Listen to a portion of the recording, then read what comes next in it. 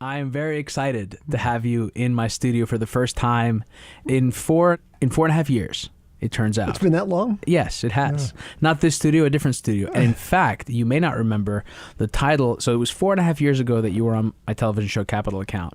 You may not remember, or perhaps you do, the title of that episode. Well, refresh my memory, Dimitri. Honey, I Shrunk the Yield Curve. And so that episode was about a question that I had posed to you then and to the audience as well, which was one of not so much was the Fed culprit in the low rate environment that we had and continue to have, but the question was the Fed the culprit prior to the crisis? In other words, was it the accommodative monetary policy prior to 2008 that led to the boom, of which the subsequent bust has created such perversely low rates, or is the Fed today that is keeping the rates low? And that's something that I will want to get into in this discussion, but I think I don't want to take our audience's knowledge for granted, and I want to... Nor mine, I hope. No, I'm not taking yours for granted. But the very first question I have for you is, let's do a top level here, which is interest rates. So you are the publisher of Grant's Interest Rate Observer. You're also the podcast host, I should mention, of... To be sure. Which is pretty All, awesome. as you know, Dimitri, we all have a podcast. You have to have one. It's the latest thing now. But, you're dating me because I called my publication Grant's Interest Rate Observer. That was when we had interest rates. And I got to tell you, they were fabulous. This was 1983. And within a year, the founding of Grant's, you could, and some did, invest for 30 years in U.S. Treasury securities and earn almost 14% for 25 of those 30 years guaranteed. Think about it. And now, Dimitri, so different are the times in which we live that some people, some sentient human beings with money are lending those mostly euros and some yen to sovereign governments deemed solvent through courtesy. They're lending these governments money and paying the governments for the privilege of taking their money for 2 or 3 or 4 years. Isn't that extraordinary? Well, you pay them now. You're talking about negative interest rates. So let's talk about that. First of all, let's define. Now, you were the editor of the yields column at Barron's, correct? And then you started Grant's Interest Rate Observer when interest rates still existed. These are things now that there are children born today that have never seen an interest rate. So what is an interest rate for those children and for those coming of age, or even those who may have forgotten because it's been a long time since we saw one? What is an interest rate? An interest rate is the cost of borrowing or the pay for lending. Or as you've said before, the price of money. The price of money is one way of looking at it. Interest rates, they are prices first and foremost, and they are arguably the most important prices in capitalism. Certainly they are the most useful. They, for example, they help to define risk. If someone pays a great deal to borrow, that person you can kind of assume is not such a solid character financially. So interest rates help define risk. They also help to set investment hurdle rates, meaning that you feel you ought to earn something in excess of what we might call the risk-free rate for taking the chance of building a plant and manufacturing something in it. So interest rates help you define the level of profitability you think you deserve for the risks you take and the work you do to produce something. And then interest rates help you to understand the present value of future sums of money. That's called a discount rate. How much is a dollar that you will receive in the year 2027 worth today, given the expectations you might have for inflation, for example? Another way of looking at rates is that they are the reward for thrift or for waiting. We are impetuous, we human beings. We like to have what we want to have now. And if you choose to forego that immediate pleasure and wait, the rate of interest might be seen as the reward for your lack of impetuosity. That's another way of looking at it. It's kind of a moralistic way of looking at it. And it's funny that in this day and age of Amazon Prime and everything available at an instant, that interest rates are historically low. In fact, Dimitri, I'm going to tell you an astonishing fact. What's that? Whether you want to hear it or not. And I do want to hear it. We live in a time of 5,000-year firsts in the history of interest. Now, interest has been a long-established phenomenon, and there is a page-turner called The History of Interest Rates. Homer and Scylla. And Dick Scylla is the still living co-author. And I called up Dick and I said, Dick, tell me, we have today negative interest rates in Europe and Japan, and you are an authority. You've written this book with Sidney Homer, and I have read many pages, although I confess not every single page. Tell me, have we ever before in the recorded history of interest rates seen a negative, substantially negative long-term interest rate? And he said, no. Never in the history of interest rates. Yeah, interesting, no? Well, it speaks to the expediency. Yeah. It was. Yes, it speaks to something. I'm not sure.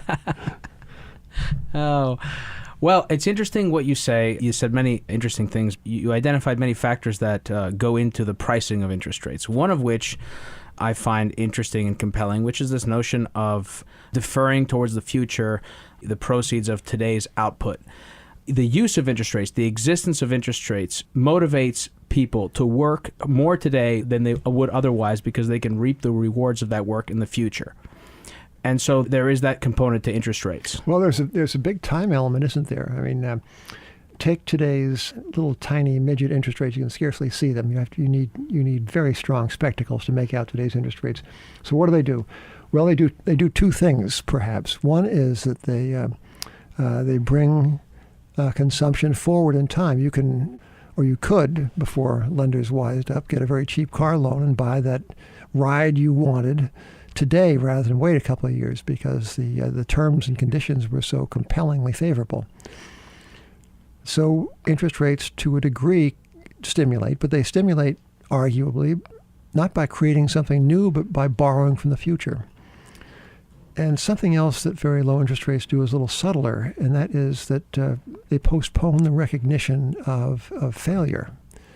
In business, if you are kind of a marginal business and you are not quite making it, but almost making it, and you go to your bank, and because rates are so low and because capital is so accessible, you borrow and prolong the life of an enterprise that otherwise would have gone out of business.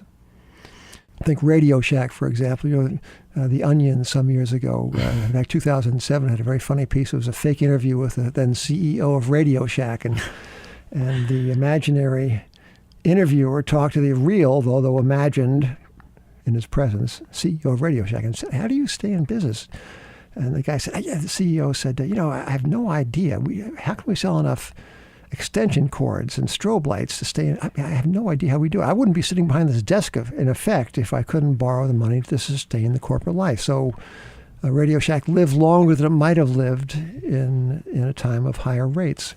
A friend of mine likens meaty, substantial interest rates to kind of a shot clock in basketball.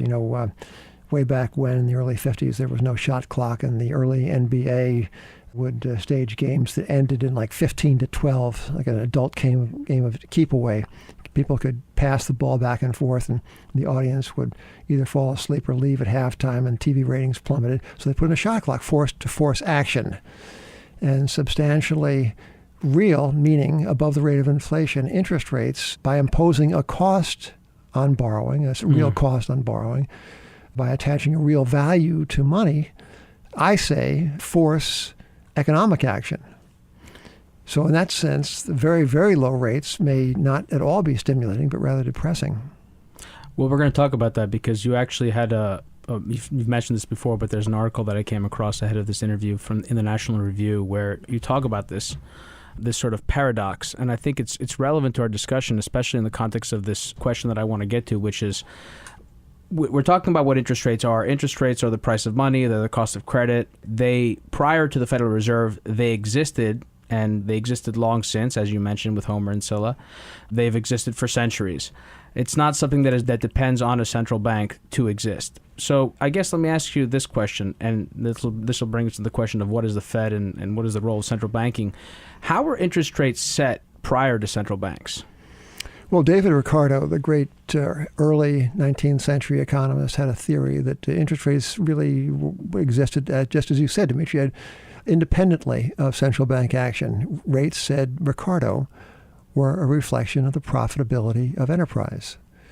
And the more profitable business was, the higher the rate of interest that willing borrowers would pay, because it paid to borrow. And notice that, said Ricardo, that rate of interest established in the market as a reflection of the profitability of capital had nothing to do with the rate that a central bank charged on an overnight loan or a week-long or a 90-day loan. This was an economic fact independent of pure monetary considerations. The price of credit was a price like anything else, and it was something that banks could extend.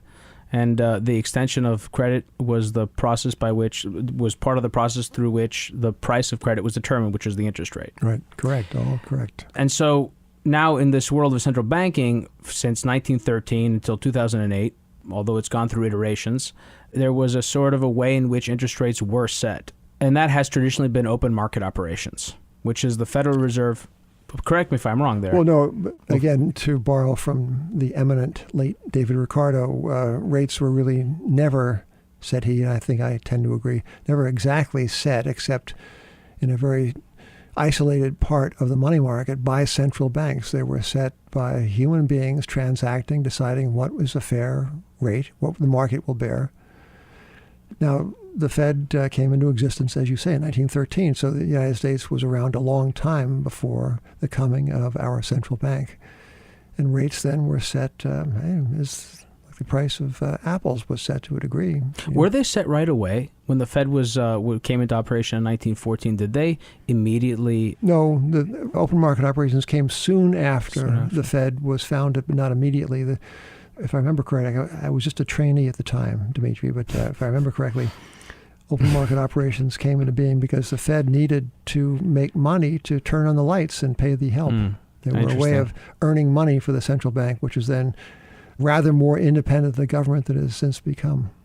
Well, it was a question the rationale behind the setting of interest rates is something that has always perplexed me. It's something that I've investigated in at least one interview with a former vice president of the Federal Reserve, and he was not able to give me a clear answer as to why the Fed needs to set interest rates. But in order to move to this point, which has to do with the mechanics of interest rate setting, sort of the traditional way that we know that the Fed sets the Fed funds rate, which is the risk-free rates, the rate at which basically banks can lend overnight or borrow overnight, is through something known as open market operations, which is the Fed basically coming in and out of the market as need be in order to adjust the supply of money accordingly, in order to make sure that rates fluctuate within a certain level that they deem to be ideal, or whatever it is that they've set. Is that fair? Yes, that is entirely correct. Of course, there's been an evolution in that. There's been forward guidance and all these other tools, these Federal Reserve tools that they've developed. But certainly since 2008,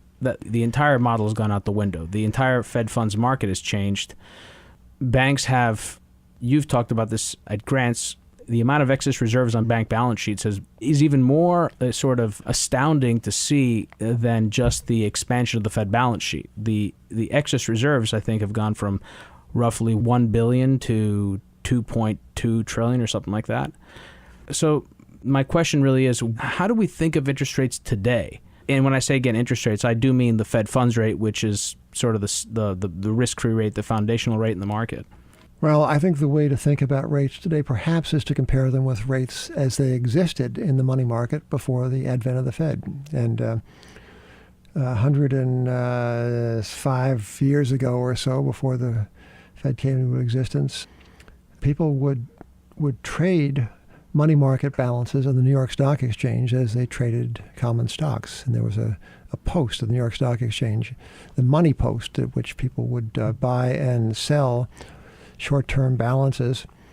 And that rate was very volatile. It varied according to the season. It varied according to the business cycle.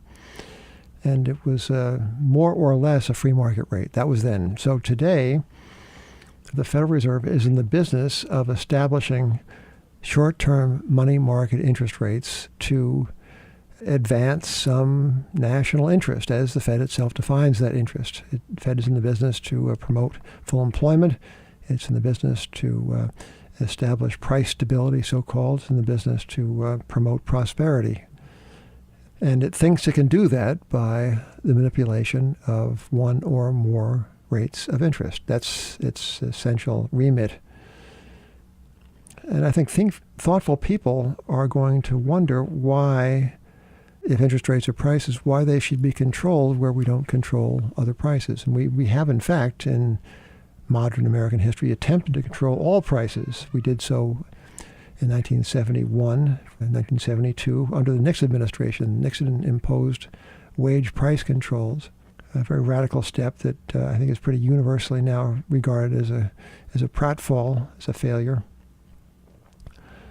So the question hangs in the air, Dimitri, is why people persist in assuming, without examining this assumption, that it's a good thing to control interest rates. I'm not sure it is. I think that what we want is kind of free-range, farm-to-table, organic interest rates, not the hothouse supermarket variety of government-manipulated ones. So when I'm president of the United States, or chairman of the Fed, whichever comes first, I will agitate for organic interest rates, we'll call them, just to get the green people on board too. I know this is, again, what you're best at, Jim, and I think what people love to hear from you is to sort of sermonize, I think, in a way, on interest rates. But you also, at Grants, cover a lot of the minutia of the way the system is today. And one of the things that's in the news that is now sort of, it's been talked about for a long time, has been this notion of unwinding this balance sheet. Now, one of the ways I think about the Fed balance sheet is that it's a visual representation of the financial crisis.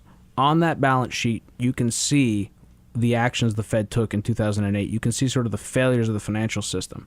We've been carrying those assets on that balance sheet since 2008. Well, to back up a step or two, a balance sheet is a representation of what an entity owns and what it owes. So the Fed is a bank. That's its genus and species. It's a bank, a central bank, and its balance sheet shows assets and liabilities conventionally. The assets comprise mostly treasury obligations, debt emissions to the federal government, notes, bonds, mortgages, the like.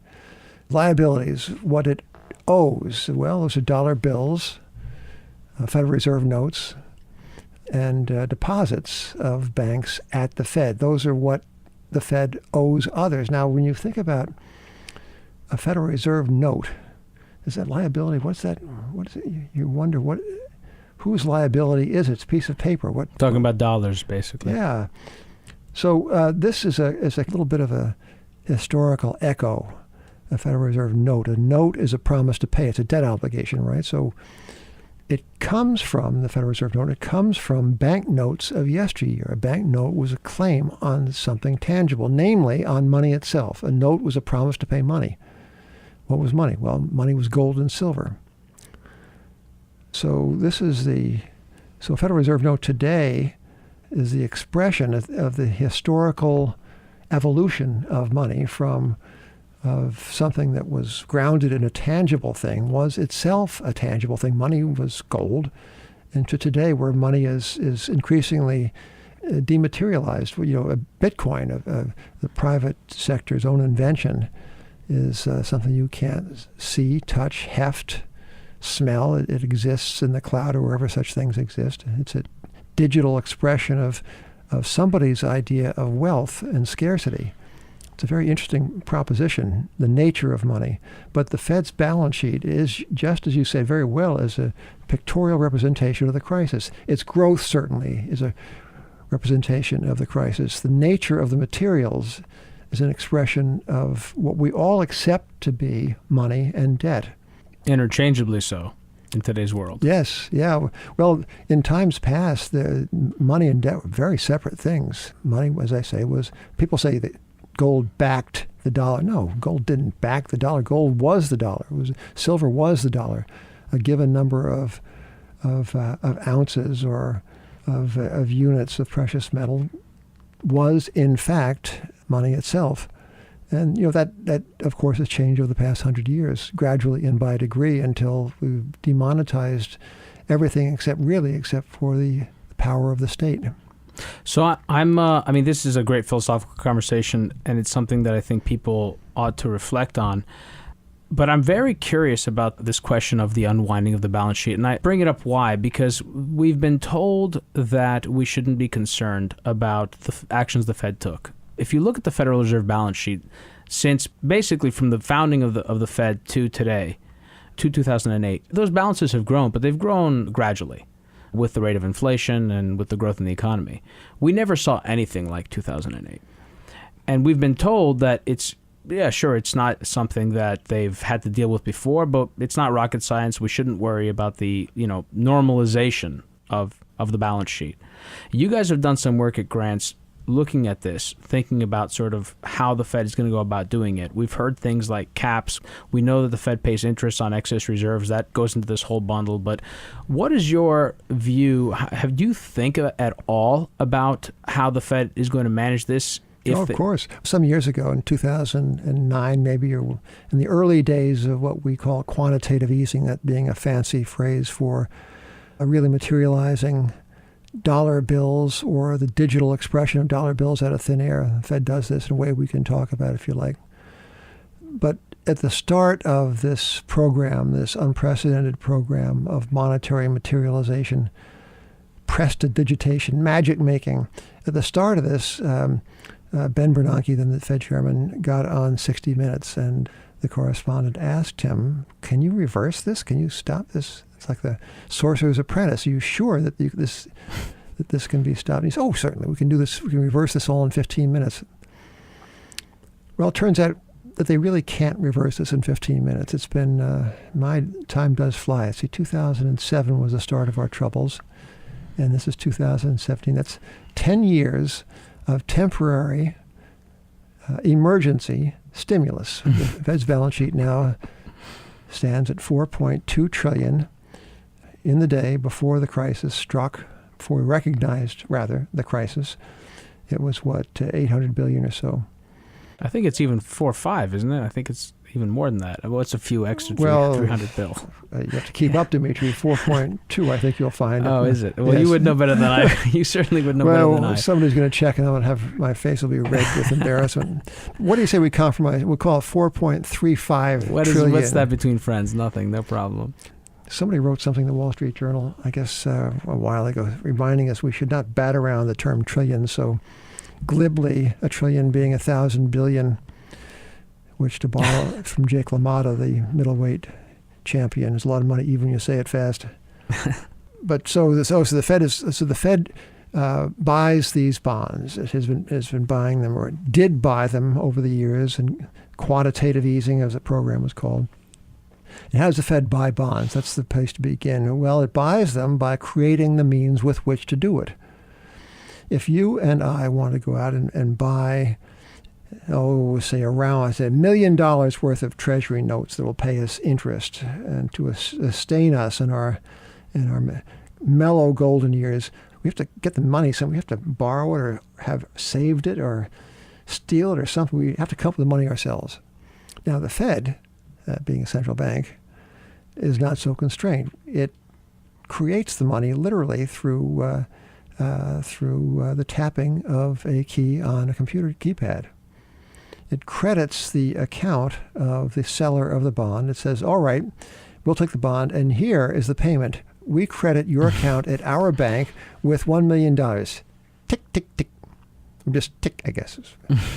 And that's the end of the transaction. That's how the Fed makes money. We should all be so talented at money making. It does that to its broker-dealers. Yes, through its so-called primary dealers. Yes, right. So the Fed's been doing that these many temporary years. And it has accumulated from a standing start of what we say $800 billion or so, a balance sheet well in excess of $4 trillion, meaning it owns assets to the tune of more than $4 trillion. So what do we do now? Well, it thinks, before we leave this sum of money, Dimitri, might reflect on the capital that is supporting these massive assets, right? If you personally seek to go out and start a bank and acquire a lot of loans, you need what they call a cushion. You need something to absorb loss in case you miscalculate, right? And you typically, these days, they insist to the regulators that you have at least 10 or 12, better still, $15 of capital for every $100 worth of assets. That's considered presentable.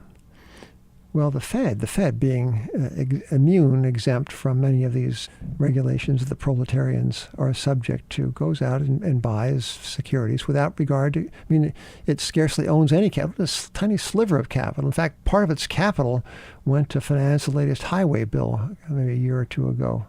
You're talking about the remits to the Treasury. Yes, well, it remits its earnings to the Treasury, but it contributed to the Treasury under the Act of Congress. It contributed a portion of its capital to finance highway construction. So the Fed is a bank that presents the ugliest thing in finance since Medusa or something. The Fed's balance sheet is a fright.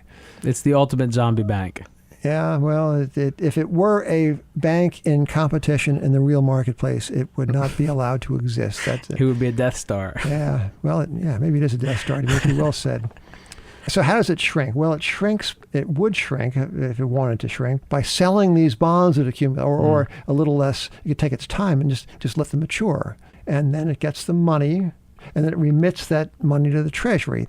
But notice when it does, the Treasury must still borrow, and somebody must buy the bonds the Treasury issued, because the Treasury, we call the Department of Treasury, Dimitri, but actually we should call it the Department of the Debt, because there's no treasurer in the Treasury, not enough. So the Treasury is going to continue to borrow. And who is going to buy these bonds if not the Fed? That's the question. That's a great question. That actually brings us to, I don't mean to interrupt you, it brings us to a very important question, which is exactly that. If the Fed were to leave, if the Fed were to go away, to stop, which is what you're getting at, what would happen to the bond market? Well, the bond market would continue. The bond market existed, antedated the Fed, certainly. It will follow the Fed when the Fed makes its long-awaited and well-deserved exit from this planet.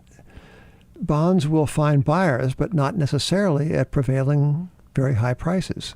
It's like everything else. Say you're in the dress business, and this metaphor is going to get quickly strained, but you are making very, very fancy dresses, and you wonder what's going to happen to the dress market when you stop supporting the price of these garments through very, very imaginative and persuasive advertising. Well, what's going to happen? What's going to happen to this overhead supply of frocks is the price of a frock is going to fall, right? So there's too many dresses in proportion to the evident demand. Well, the excess isn't going to get burnt, or it's not going to vanish. It will get sold, but not at the hoped for prevailing price of yesteryear. It's going to get sold at a lower price. Similarly with bonds, I think. So interest rate, meaning... That's the inverse relationship between the price of a bond and its yield. Right. So if the price of a bond falls, that means that the interest you earn, the buyer, the saver, goes up. Right. On newly issued debt. Right. And because you can make a deal with already existing debt to equalize interest rates across new and aged securities, all rates will go up if the Fed exits and ceases buying. What do you think of the proposition that absent a Federal Reserve, an economic crisis and contraction would be so extensive that even a government with a highly indebted government running annual deficits would be considered a safe haven? Treasuries would be considered a safe haven, and therefore yields would actually go down, the price of bonds would go up, were the Fed to just literally, let's say, just blow up tomorrow. Well, we can't know, and we can't or shouldn't dogmatize about hypothetical propositions like this, but we certainly should think about them.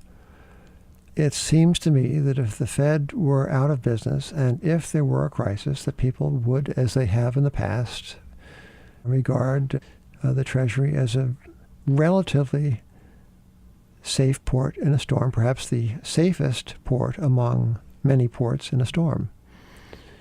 Yeah, the United States Treasury is, it's evidently indestructible. Try as we might, the credit of the United States is a very well-founded, not necessarily on account of the prudence or the foresight of the managers of a given political administration, because of the nature of this country. It's a great country. It's an enterprising country. It's a rich country.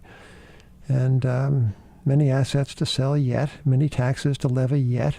I am a forever habitual and perhaps somewhat repetitive critic of our monetary arrangements and of our fiscal arrangements, but there's no gainsaying the success of the treasury, of the dollar bill itself. The dollar is the world's great currency. It's the Coca-Cola of monetary brands, as we said before. It's a pretty great brand. Try as we might to debase it, the world still wants more. I think about it in the context of Japan. I mean, that's the one, before this interview, I was trying to think about and look and see and draw comparisons between the United States post-2008 and the Japanese post-1989. And I was also, of course, looking forward, China, perhaps some other countries around the world that might be in that position. But no country seems to be in a position similar to China. And so when I was thinking about... Thank goodness, by the way. It's pretty terrifying. Actually, yes. You seem to have views on China. I heard a wise man say once that the further one is from China, the more authoritative he or she sounds. Oh, yes. Well, no, expertise is reversely proportional to the distance of the authority to the subject being scrutinized. That goes without saying, Dimitri. But we can read income statements and balance sheets, even those produced in the far, far east. So China's debt is twice as big as its output, and it's growing twice as fast, and never before seen have been the financial shenanigans that are going on in the People's Republic of China. That's a fact. And that is not a fact based on, fake expertise. Those are simple arithmetic. Tell us a little bit about those facts for those in our audience who aren't familiar. Well, China is... what do they say? It's a thing. It is the greatest, within the borders of China, is the greatest derangement of debt ever. And that incorporates the excesses of Japan in the 1980s. It incorporates our own flights of fiscal fancy here. I mean, there's nothing like what is going on in Japan. Never has been. In China. Japan was another one.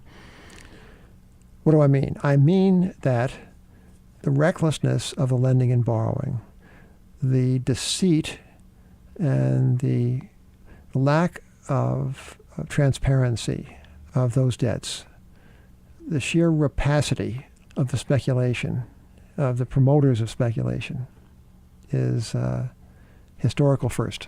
Well, the Chinese, unlike the United States and unlike any other country I've looked at, even countries like Australia or Canada, had a hiccup in credit creation and credit growth after 2008.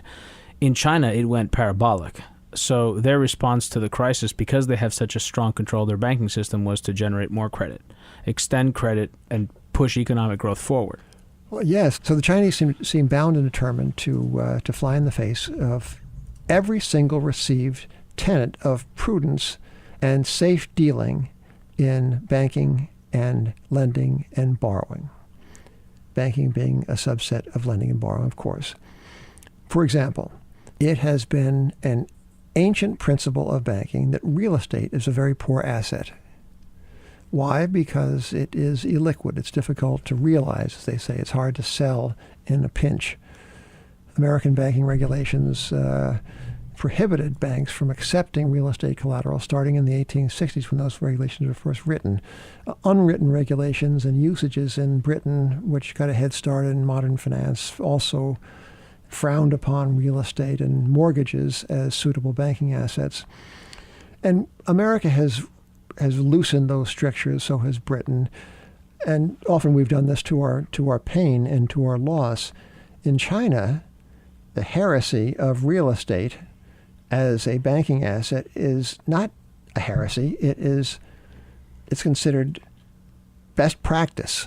There's a bias towards, and not even just a bias. What you're saying is real estate is the collateral par excellence in China of debt, and people have come to accept the very dubious proposition that real estate, no matter what it might yield, no matter how it might be priced, is a fail-proof conservator of long-term wealth. That is the belief that has infused the Chinese people.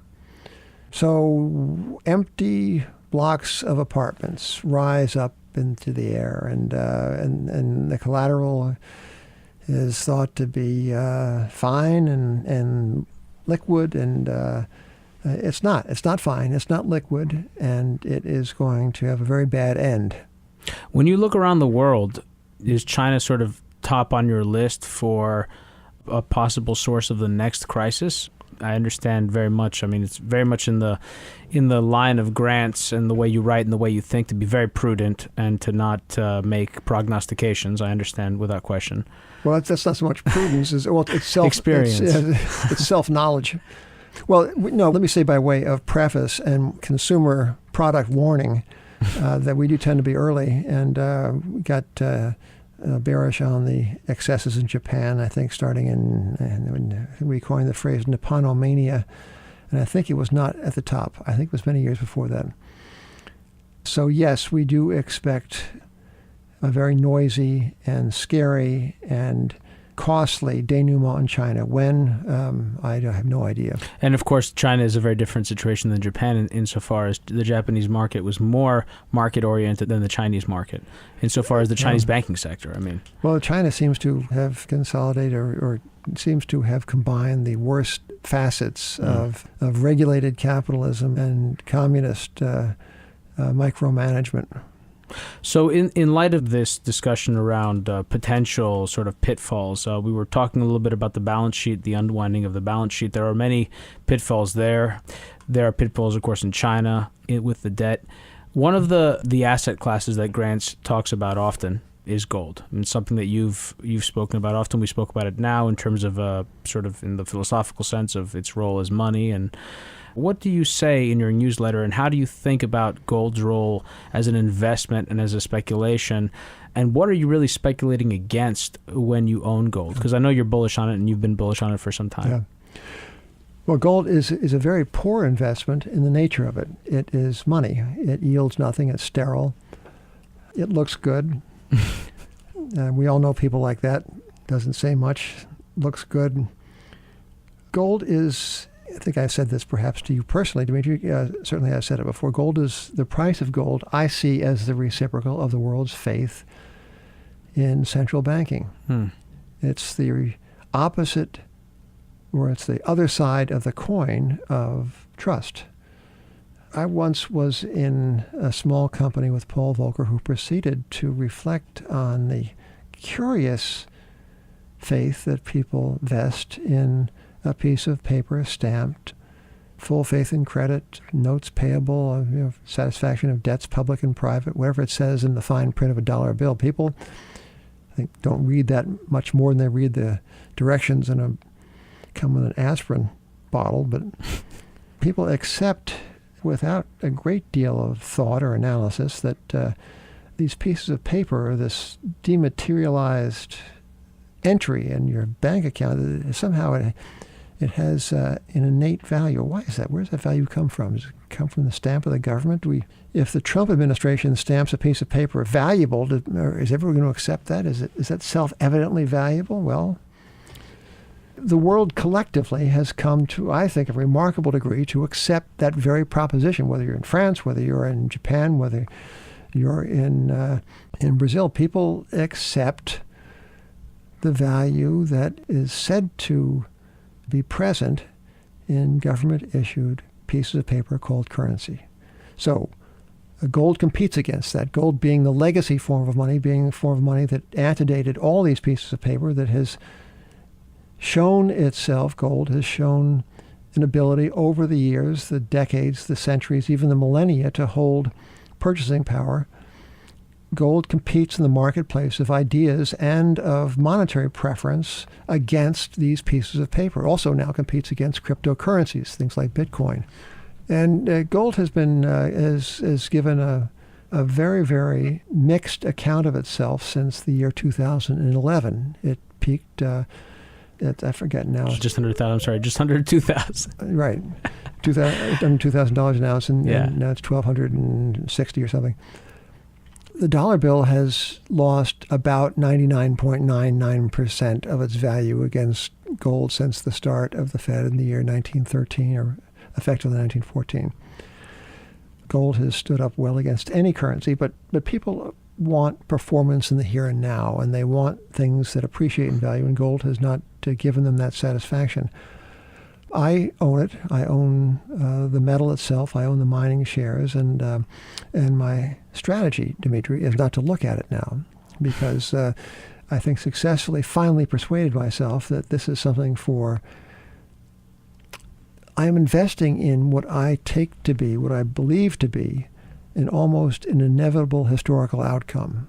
Now, that's a very big, fancy statement to make, but I'm investing, not speculating, I'm investing in the disappointment attending every single experiment in paper money down through the ages, and I'm investing in my expectation of the failure of the most radical experiment in paper money ever seen, almost imagined. Another way to say it is, besides the idea that you're shorting central banks, essentially, but you're bullish on gold insofar as you're bearish on paper currency. Right. I am bullish on gold because it is a play against what is going on in the central banks of the world. And, of course, that is not absent the policies of the central banks. In other words... Well, it's very much about the policy of the central bank. But I'm also making another bet. I'm betting... By the way, this word bet annoys me because I wrote in one of my books about a speculator named Bernard M. Baruch, that Baruch describes the time he was in the presence of the august J.P. Morgan, and they were discussing, Morgan and Baruch were discussing a proposed venture capital deal. And Baruch, speaking rather glibly in the presence of this giant of Wall Street, said that that Morgan would contribute this, and he, Baruch, would bet. And Morgan stiffened and said, "I never bet." And the interview was over. So bet. I said bet. I shouldn't have said it, Dmitry, but I did say it, and I guess I'll stand by it. So what I'm betting on also, apart from the failure of these, I think, cockamamie central bank policies, I'm betting on other people besides myself and 2 or 3 good friends and my grown children espousing the same idea and acting on it. And that is a very different thing. I'm betting that people who are so used to dematerialized money, they have no idea what gold is. I'm not blaming you, Dmitry, but I noticed that you have that annoying millennial look about you of youth and health. and I'm betting that people who were not around when gold was last treated as money, that was August 14th, 1971, that those people too will come to see in this ancient monetary element a store of value that is not on offer from the governments of the world.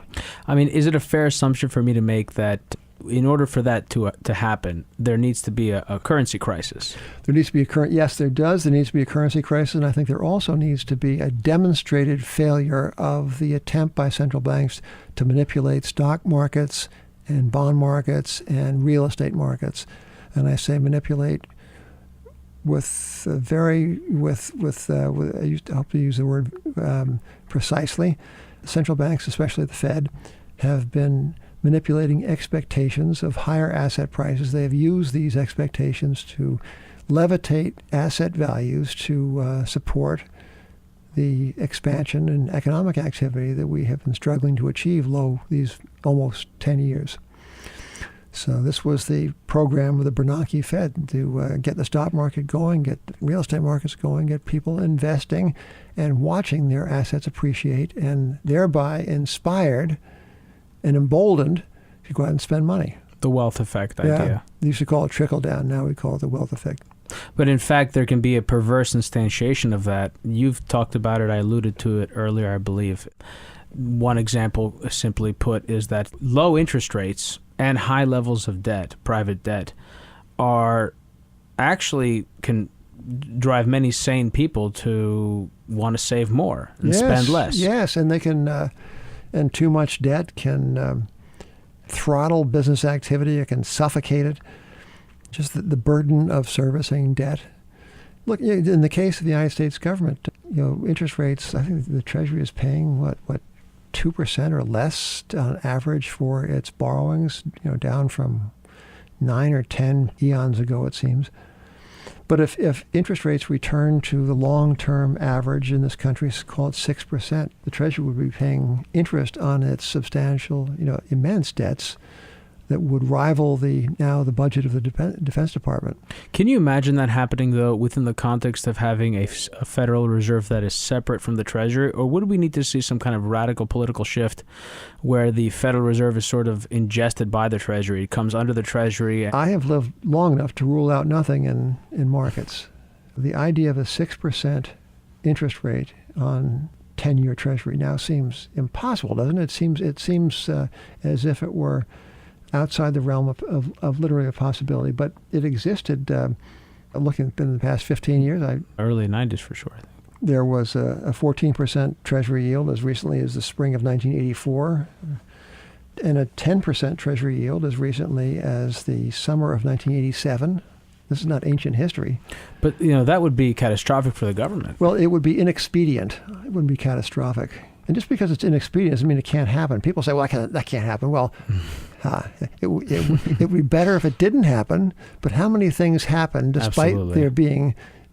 So how might that happen? I want to know, what does Jim Grant think? Does Jim Grant have some scenario or two that he considers to be, that he's imagined and thought that maybe this, without quantifying it, is more probable than some other scenario? Is there something? Let me tell you a short story about how interest rates have in the past tended to move in time. Unlike any other asset market I know, interest rates trend or have tended to trend over the course of a generation. They fell for the 35 or so years following the Civil War in this country. They rose from 1900 to 1920. They fell to 1946. That was a quarter century. They rose slowly at first, then fast, then seemingly as if they would never, ever stop rising. They rose from 1946 to 1981. It was 35 years, and they have fallen and latterly have gone sideways in the 35 or 36 or 30, whatever it's been since 1981. What has characterized the movement of rates in the past has been a very gradual shift as the direction has kind of almost in a geological time, as we now would seem, as the plates have shifted, rates have moved up slowly or down slowly. They tend not to spike, at least at the beginning. It took, in this long trending 35-year bear market in bonds, meaning bond prices went down, meaning interest rates went up. It took interest rates 10 years to move from 2.5% to 3.5%. 10 years. Not to say it's going to go the same way this time, but so when I say that 6% is not impossible, it's unlikely of a sudden. But we live in a world of wonders, and who knows? People have forgotten all about inflation.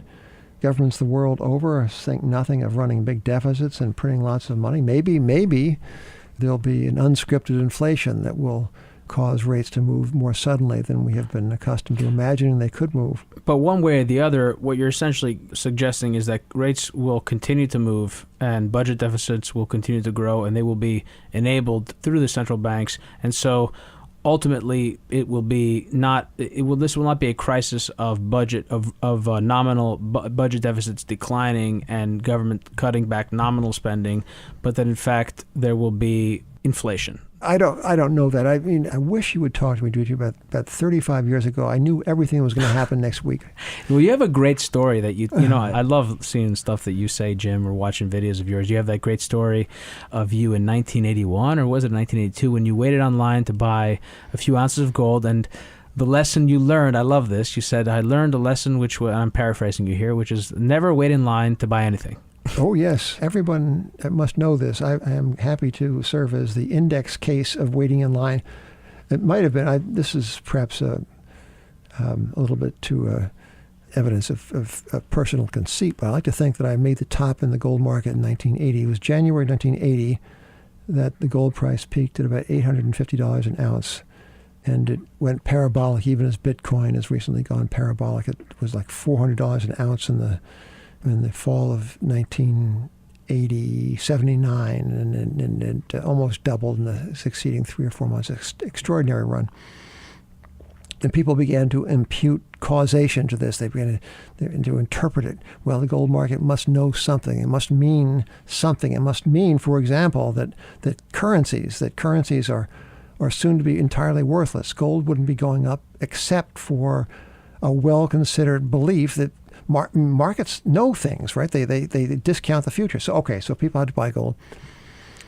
And it became a must-do. And there were queues outside the Nicholas Deak, D-E-A-K, that was a coin dealer in Lower Manhattan. And I, chump fashion, stood in that line, not thinking that the thing to do was to stand in no line and to buy bonds, which to the spring of 1980, they passed 10% in yield. So they were not quite at 10, but they were at 9. So you could have locked in 9%. By the way, 9% bond would have seemed... 30 years? Yeah. Wow. Would have seemed a very poor bargain, because by the time September 1981 rolled around, that same bond was trading well in the 70s, or anyway, the yields were 15%, not 9%.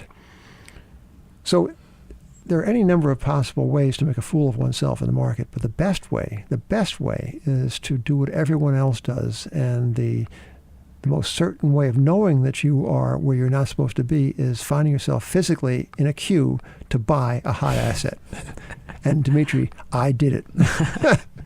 Well, okay, Jim. So before we wrap up, I wanted to also ask you, besides gold, which is something that you've written about and spoken about for a very long time, Grants, your newsletter, does investigate alternative investment opportunities. You look for places where you might be able to get a return that is above zero. Right. That's how greedy we are. Well, what we try to do in the spirit of not standing in line, we to change the metaphor, we run toward fires. You want to be right later, as I've heard you also say. Yes. This is a wonderful, bon mot by Joe Robillard, who said that successful investing is about everyone agreeing with you later. I also like this other one that you said. But let me flesh this out. Sure. So we wrote about Turkey in a favorable light early this year because the problems were well ventilated, the risks were evident, and the bargains, we thought, were more than compensating for the true risk associated with that very troubled country. We similarly looked at Russia when it was even more out of favor than it is now. We looked at a bank called Sberbank, which is a terrifically run institution that was being sold hand over fist. Very few ardent buyers. Sellers were ardent because oil was going down, because Russia was a kind of a nation built around a big gas station, and people thought Russia was going out of business. So these are things we try to look for opportunities where others see risk principally, and we try to look at risk where others see sure thing. So that's the plan, Dimitri. The quote I was going to say is the other one I've heard you say, which is, I certainly don't ever want to find myself saying, I used to be rich. That's a line I borrow from a friend of mine who is in the wealth management business at Brown Brothers Harriman. Old firm and still a general partnership. George Bush, Prescott Bush, I think. Yes. And this his friend tells the story about he was a young banker there, and some Texan came in with a lot of dough and said just what you said, son. Saddest words in the language. I used to be rich.